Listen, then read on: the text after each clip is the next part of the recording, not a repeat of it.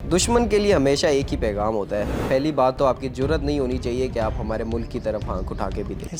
تو اگر آپ نے اتنی ہمت پیدا کر لی ہے پھر جو ہم کریں گے اس کے لیے حوصلہ بھی رکھیں. ہم لوگ اپنا ویپن ایکوپمنٹ ہر چیز ساری ہماری مین پاور ہم لوگ لے کے آگے ڈپلوائے ہو گئے تھے. میں بھی اپنی کمپنی میں ایز اے کمپنی آفیسر سرو کر رہا تھا. میرے جوانوں کا اللہ کا شکر ہے موٹیویشن لیول اتنا تھا کہ سر اس دفعہ ہم لوگ نا انڈیا کو ختم کر دیتے ہیں بس. ٹھیک ہے, تو جوانوں کی جو موٹیویشن لیول تھی وہ یہ آ گئی تھی کہ ان کی جرت کیسے ہوئی, اس نے ہمارے ملک کے اندر مداخلت کی ہے, ملک کے اوپر حملہ کیا ہے. تو یہ ڈر والی بات بالکل نہیں ہوتی کہ جب سامنے سے ہم دیکھ رہے ہیں کہ فائر آ رہا ہے, ہمارا فائر جا رہا ہے ادھر. والدہ نے مجھے زندگی میں ایک دفعہ بھی نہیں روکا, انہوں نے ہمیشہ مجھے سپورٹ کیا. انہوں نے کبھی مجھے ایسا نہیں کہا کہ تیرے فادر چلے گئے اب میں تجھے نہیں جانے دوں گی, ایسا نہیں تھا. انہوں نے بلکہ مجھے موٹیویٹ کیا, منان آپ نے یہ کرنا ہے. وَتُعِزُّ مَن تَشَاءُ وَتُذِلُّ مَن تَشَاءُ, عزت دینے والا اللہ ہے. تو اللہ نے دیکھے ملک کو کس طرح عزت دیا.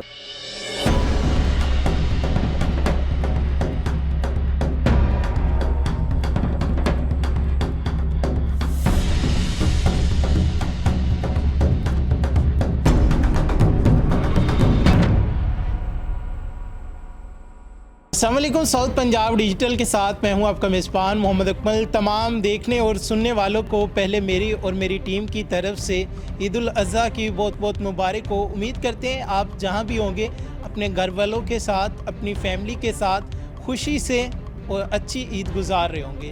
لیکن اس عید پر کچھ ایسے لوگ بھی ہیں جو اپنے گھر والوں سے دور ہوتے ہیں, اپنی فیملی سے دور ہوتے ہیں. تو آج میں آپ کی ملاقات کروانے جا رہا ہوں لیفٹیننٹ عبد المنان صاحب سے. ایز اے حوالدار ان کے والد فوج میں سرو کر رہے تھے اور اسی رینک پر سرو کرتے ہوئے وہ شہادت کے رتبے پر فائز ہو جاتے ہیں, ملک پاکستان کے لیے اپنی جان کا نذرانہ پیش کر دیتے ہیں. تو ان کے جو بیٹے ہیں لیفٹیننٹ عبد المنان صاحب, انہوں نے فورسز کیسے جوائن کرنے کا فیصلہ کیا, انہوں نے کیسے فیصلہ کیا کہ میں بھی فورس جوائن کروں گا, میں بھی اس ملک کے لیے سرو کروں گا. تو آئیے ان کی کہانی انہی کی زبانی جانتے ہیں. السلام علیکم سر, کیسے ہیں آپ؟ وعلیکم السلام, الحمدللہ میں ٹھیک. سر تھینک یو سو مچ, آپ نے قیمتی ٹائم میں سے ٹائم دیا. سب سے پہلے یہ بتائیے گا کہ آپ کے والد صاحب فوج میں کس رینک پہ سرو کر رہے تھے اور ان کی شہادت کب ہوتی ہے؟ میرے والد صاحب کی شہادت ہوئی تھی 13 جنوری 2019 کو. تو اور میرے فادر کی سروس تقریباً 15 سال تھی جب ان کی شہادت ہوئی. فادر ابھی میں اپنے فادر کی یونٹ میں ہی ہوں, وہ ایز اے حوالدار یونٹ میں سرو کر رہے تھے. مجھے یہ بتائیے گا کہ آپ کے فادر کی خواہش تھی آپ فوج میں آئیں, یا پھر ان کی یونیفارم دیکھ کے آپ کے اپنے اندر موٹیویشن پیدا ہو رہی تھی کہ میں نے بھی فوج میں جانا ہے, میں نے بھی اس ملک کے لیے سرو کرنا ہے؟ ہاں بالکل, یہ ہے, یہ ایک نا الگ ہی جذبہ ہوتا ہے کہ میں نے 15 سال اپنے فادر کو دیکھا ہے یونیفارم میں. تو وہ ایک میرے اندر پہلے سے ہی موٹیویشن تھی کہ میں نے نا آرم فورسز جوائن کرنی ہے. تو میں خود بھی میڈیکل کا اسٹوڈنٹ تھا, تقریباً میرا ایڈمیشن بھی تقریباً ہو گیا تھا. میرے اچھے مارکس تھے, ایف ایس سی میں بھی 99% ہیں, میٹرک میں بھی 98% ہے. تو بٹ جب فادر کی شہادت ہوئی تو پھر میرا جذبہ اور بڑھ گیا. میں نے کہا کہ میں نے اپنے فادر کی یونٹ ہی جوائن کرنی ہے. تو اس وجہ سے پھر میں ادھر پاک آرمی میں آیا اور اپنے فادر کی یونٹ جوائن کی میں نے. الحمدللہ مجھے نا اس چیز پہ بہت خوشی ہوتی ہے, بہت فخر ہوتا ہے کہ میری والدہ نے مجھے زندگی میں ایک دفعہ بھی نہیں روکا. انہوں نے ہمیشہ مجھے سپورٹ کیا. انہوں نے کبھی مجھے ایسا نہیں کہا کہ تیرے فادر چلے گئے اب میں تجھے نہیں جانے دوں گی, ایسا نہیں تھا. انہوں نے بلکہ مجھے موٹیویٹ کیا, منان آپ نے یہ کرنا ہے. ابھی آپ کو 1 سال ہوا ہے فورسز جوائن کیے ہوئے, تو ابھی ایک بڑا آپریشن لانچ ہوتا ہے, آپریشن بنیان مرصوص, جس میں ہماری جو فورسز ہے دشمن کو منہ توڑ جواب دیتی ہے. تو اس میں آپ کا کیا رول تھا, کس طرح آپ نے اپنے فرائض جو تھے سر انجام دیے؟ ہم اپنی یونٹ کے ساتھ ہی تھے, ہم اپنی یونٹ کے ساتھ ڈپلوائے ہوئے تھے آگے. تو جیسے ہی انڈیا نے بالکل بزدلانہ یہ جو اٹیک کیا تھا باولپور والے, ادھر میزائلز اٹیک آئے تھے, اسی رات کو جب پوری فوج کو آرڈر مل گیا تھا کہ آپ لوگ آگے ڈپلوائے ہو جائیں, ہم لوگوں نے بغیر کسی وقت کا ضائع کیے ہم لوگ اپنا ویپن ایکوپمنٹ ہر چیز ساری ہماری مین پاور ہم لوگ لے کے آگے ڈپلوائے ہو گئے تھے. میں بھی اپنی کمپنی میں ایز اے کمپنی آفیسر سرو کر رہا تھا. میرے ساتھ میرے کمپنی کمانڈر تھے اور ان کے ساتھ میں تھا. جب انڈیا کی طرف سے حملہ کیا جاتا ہے تو پہلی جو دل سے آواز آئی تھی, ضمیر کی آواز تھی, وہ کیا تھی؟ وہ آواز یہی تھی کہ یہ انہوں نے غلط کیا ہے, اب یہ پچھتائیں گے. وہ ابھی بھی پوری دنیا ان کو ایسے کوس رہی ہے, ان کا اپنا میڈیا, ٹھیک ہے, جنہوں نے اتنا بڑھا چڑھا کے ساری چیزیں پریزنٹ کی. اب عوام کا اب وہ سکوپ دیکھ رہے ہیں آج کل کہ عوام ان کے میڈیا کو بول رہی ہے کہ تم لوگوں نے غلط کیا, تم لوگ ہمیں غلط. آج کل تو سوشل میڈیا نا, تو پھر سارے لوگ ایک دوسرے کو دیکھتے ہیں, تو وہ اسی طرح ہوا ہے. پھر اللہ کا شکر ہے, اللہ نے عزت دی ہے. وَتُعِزُّ مَن تَشَاءُ وَتُذِلُّ مَن تَشَاءُ, عزت دینے والا اللہ ہے. تو اللہ نے دیکھے ملک کو کس طرح عزت دی, آدمی کو. سر آپ نے بتایا کہ جس طرح جیسے ہی اعلان ہوتا ہے آپ کو کہا جاتا ہے کہ موو کریں اور آگے ڈپلوئی ہو جاتے ہیں آپ لوگ. تو جب ہمیں فتح حاصل ہوتی ہے, ہمارے جو پاک فضائیہ کے جوان ہیں, آپ لوگ جس طرح ان کے مختلف پوسٹیں جو ہیں وہ نیست و نابود کر دیتے ہیں, برگیڈ ہیڈ کوارٹر جو ہے وہ ان کے نیست و نابود کیے جاتے ہیں. تو جب فتح کا اعلان ہوتا ہے, انڈیا کہتا ہے کہ معافی دے دو, سیز فائر کر لو, تب کیا جذبہ تھا آپ کا اور آپ کے جوانوں کا؟ ہمارا جذبہ جنگ کے دوران بھی اور جنگ ختم ہونے کے بعد بھی ایسے کہ اگر جب بھی اگر ہمیں ملک پکارے گا, اگر ایسا کوئی موقع آ جاتا ہے تو ہم لوگ تو کھڑے ہیں اپنے ملک کی حفاظت کے لیے. تو اگر وہ خود معافیاں مانگ رہے تو اس ٹائم تو میرے جوانوں کا اللہ کا شکر ہے موٹیویشن لیول اتنا تھا کہ سر اس دفعہ ہم لوگ نا انڈیا کو ختم کر دیتے ہیں بس, ٹھیک ہے. تو جوانوں کی جو موٹیویشن لیول تھی وہ یہ آگی تھی کہ ان کی جرت کیسے ہوئی, اس نے ہمارے ملک کے اندر مداخلت کی ہے, ملک کے اوپر حملہ کیا ہے. تو جذبے کے لیول تو یہ تھا. پھر اب جیسا ہمیں اللہ نے حکم دیا ہے کہ پہلی بات تو ایسی خواہش نہ کرو کہ جنگ ہو جائے, ٹھیک ہے, بٹ اگر ہو گئی ہے تو دشمن کی گردنوں پر وار کرو. تو وہ اسی طرح ہی تھا.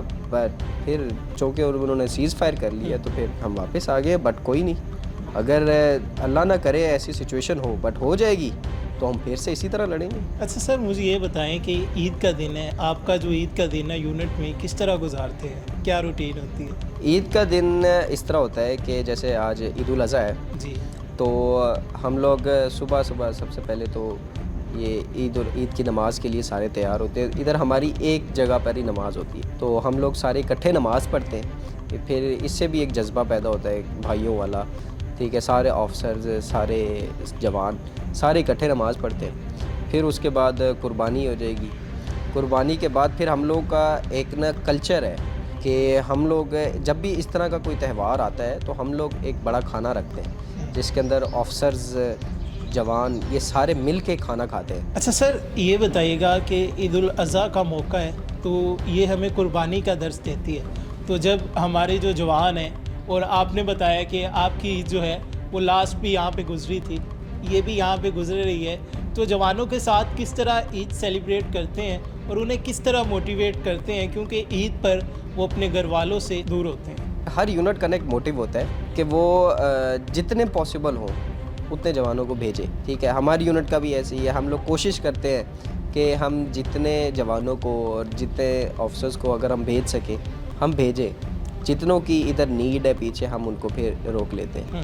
اس طرح ہوتا ہے کہ ہم لوگ نا سارے اکٹھے, جو ادھر رہ جاتے ہیں وہ سارے اکٹھے عید کرتے ہیں. پھر وہ ایک دوسرے کو موٹیویشن دیتے ہیں کہ ہم اب دیکھیں یونٹ کا جو ایک کلچر ہے وہ بھائی چارے کا کلچر ہے, ٹھیک ہے. ہمارے یونٹ میں ایسا نہیں ہے کہ آپ کوئی اور میں کوئی اور, ہم لوگ ایک بیج پہنتے ہیں تو ہم لوگ سارے بھائی ہیں. اچھا سر, یہ بتائیے گا کہ ہمارے بہت سارے جوان ہوتے ہیں, جب وہ سرو کر رہے ہوتے ہیں تو بہت ساری عیدیں جو ہوتی ہے, خوشیاں ہوتی ہے, وہ اپنے گھر والوں سے دور اپنے یونٹ میں گزارتے ہیں, بارڈر پہ گزارتے ہیں. تو آپ اسی یونٹ میں ہیں جہاں پر آپ کے والد صاحب نے سرو کیا, تو انہوں نے اپنی کئی عیدیں یہاں پہ گزاری ہوگی, آپ کی بھی جو عید یہاں پر گزری ہے, تو کیسے فیل ہو رہا تھا کہ والد صاحب بھی میرے ساتھ ہیں, اکٹھے عید منا رہے ہیں, کیونکہ اسی جگہ پہ انہوں نے عید سیلیبریٹ کی, اسی جگہ پہ انہوں نے عید کی نماز ادا کی, اسی جگہ پہ آپ موجود تھے؟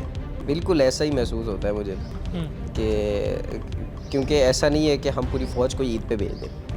کچھ چلے جاتے ہیں, کچھ چھٹی جن کو نہیں ملتی وہ ادھر ہی ہوتے ہیں. جوانوں کی کیا اگر ہم بات کریں تو آفسرز کے ساتھ بھی ایسے ہی ہے. سارے آفسرز بھی نہیں چلے جاتے کہ سارے آفسر چھٹی چلے گئے. اسی طرح جنہوں نے آفسرز نے چھٹی جانا ہے وہ چلے جاتے ہیں. وہ ہم لوگوں نے آپس میں ڈیسائیڈ کیا ہوتا ہے. ہم لوگ بالکل اپنے جوانوں کے ساتھ عید کرتے ہیں. پچھلی عید میں نے ادھر ہی کی تھی یونٹ میں. محسوس ہوتا ہے ہمیشہ کہ میرے فادر کے ساتھ ہی میں عید کر رہا ہوں.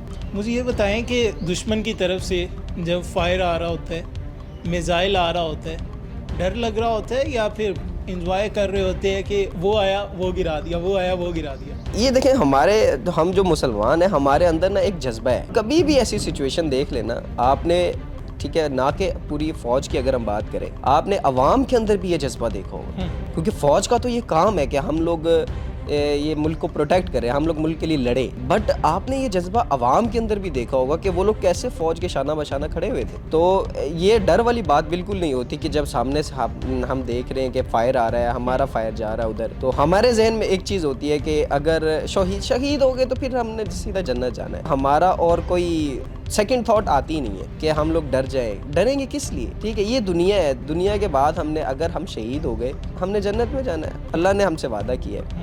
ٹھیک ہے، اگر ہم جناب یہ نہ شہید ہوئے تو وہ اگر ہماری قسمت میں نہیں لکھا ہوا ایسا تو ہم غازی ہیں. ٹھیک ہے، تو یہ تو اللہ نے ہمارے لیے مقام بہت بلند کر دیا، تو اس میں بزدلی کا یا ڈرنے کا ایسا کوئی سوال ہی پیدا نہیں ہوتا. ایٹ دی اینڈ دشمن کو کیا پیغام دینا چاہیں گے کہ اگر وہ دوبارہ سے اس طرح حملہ کرنے کی کوشش کرتا ہے تو اس کا کیا حال کریں گے؟ دشمن کے لیے ہمیشہ ایک ہی پیغام ہوتا ہے. پہلی بات تو آپ کی جرت نہیں ہونی چاہیے کہ آپ ہمارے ملک کی طرف آنکھ اٹھا کے بھی دیں.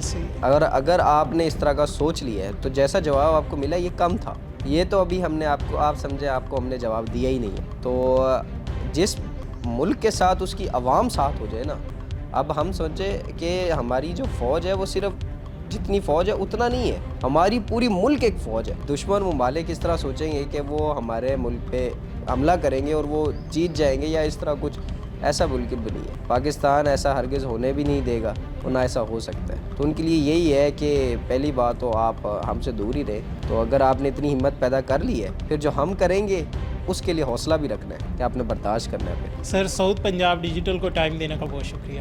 Thank you so much. Lieutenant عبد المنان صاحب ہمارے ساتھ موجود تھے. آپ نے ان کی تمام تر سٹوری، تمام تر جرنی جو تھی ان کی زبانی جانی کہ کس طرح ان کے فادر اس ملک کے لیے سب کرتے ہوئے اپنی جان کا نذرانہ پیش کرتے ہیں، شہادت کے مرتبے پر فائز ہو جاتے ہیں. تو انہوں نے بھی اپنے والد کو یونیفارم میں دیکھ کر اس یونیفارم سے یہ موٹیویشن حاصل کی کہ میں بھی اپنے فادر کی طرح اسی ملک کے لیے، اسی قوم کے لیے، پاکستان کے لیے سب کروں گا اور آخری سانس تک سب کرتا رہوں گا. اپنے میزبان محمد اکمل کو دیجیے اجازت. اللہ نے